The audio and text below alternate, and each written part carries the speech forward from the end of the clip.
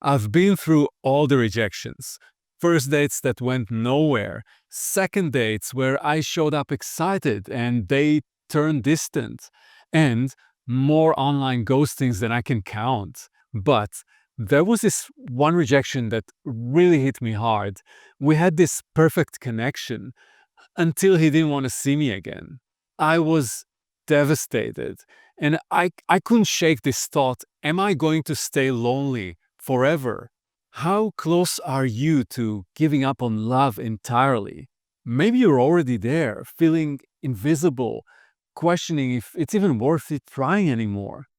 When rejection hits again and again, it's tempting to just shut down, to stop yourself from putting yourself out there.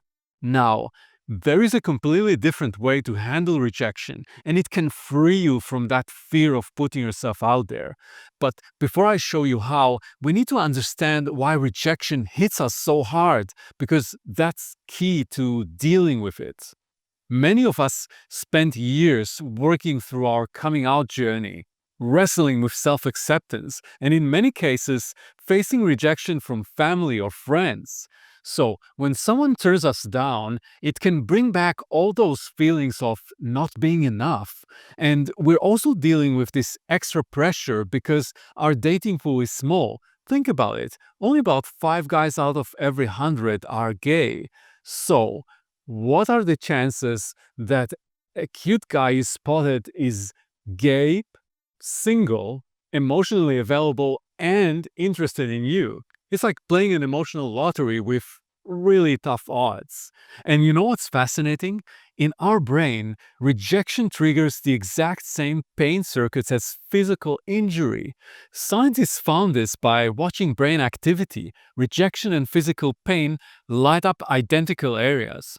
Our brains evolved to treat rejection this way because in our ancient past, if you were rejected from your tribe, it meant you won't survive alone, you'll certainly die. So our brain developed this powerful warning system. It makes rejection hurt physically to make sure we do everything possible to avoid rejection. And let's not forget, as gay men, this hits us even harder. If we've grown up hiding and we're worried about rejection from family or at school or a friend we haven't come out to yet, when a guy turns us down, it presses the same button in our brain as all that old rejection stuff from the past, even if now you're totally out and proud. Plus, rejection hits right where it hurts, our insecurities. We all have insecurities, and when someone rejects us, especially in dating, we automatically connect it to whatever we're most insecure about. If you're worried about your age or your looks or whatever, your mind jumps straight there, like it's looking for proof for what you already fear about yourself. Your mind searches for evidence to support what you already believe, so rejection feels like confirmation of your worst fears. Now, these days, rejection often happens online, and getting blocked or ghosted might seem easier to handle than someone turning you down at a bar. I mean, no awkward moments, no one sees it happen. But actually, when someone rejects you to your face, at least it's clear and done. But when it happens online, you keep checking if they've read your message and you're wondering if they're just busy or if they're ghosting you. And your mind starts spinning all those old stories again, but this time with zero closure. Quick note, if this resonates with you, I share more insights like these in my private weekly newsletter. There's a free sign-up link in the video description. Now, let's flip things around for a minute. Being the one to reject someone can be just as hard. It can feel awful to directly reject someone we don't see as a good fit, and it can seem easier to just ghost them or block them or make up excuses about being too busy. I get it. We've been hurt so many times ourselves, the last thing we want is to cause that pain to someone else. But when we avoid giving someone a clear no, it backfires on us. We're leaving them in limbo, and we're also training ourselves to avoid difficult conversations. Every time we ghost someone instead of being honest, we're telling ourselves that we can't handle tough conversations. That chips away at our confidence. It makes us feel less authentic. And honestly, it makes dating even harder because we're carrying all this unresolved stuff. What surprised me is the first time I told someone directly, but kindly, that I didn't see connection, it wasn't easy.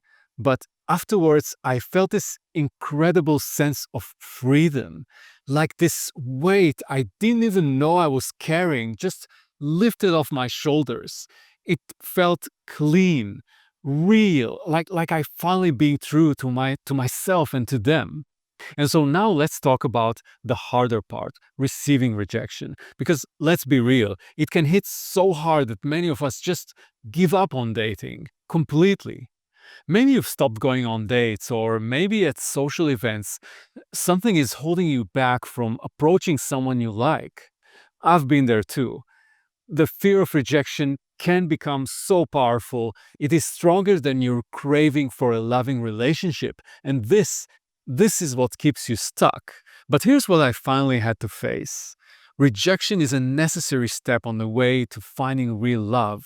There are no shortcuts. And yes, if you stop dating and lose hope, you won't get rejected. But you're also condemning yourself to a lonely future. If you've always wanted to be alone, that's totally okay. But if you ever wanted a loving relationship, a life partner, then you've got to ask yourself, what's worse, being rejected or living the rest of your life alone? And here's the good news. Rejection doesn't have to feel this bad. When you change how you see rejection, it transforms into something completely different, something that can actually help you find love. I know that sounds impossible right now, but let me show you how I got there in 3 steps actually. The first step is face reality about rejection. It's impossible to have everyone want you.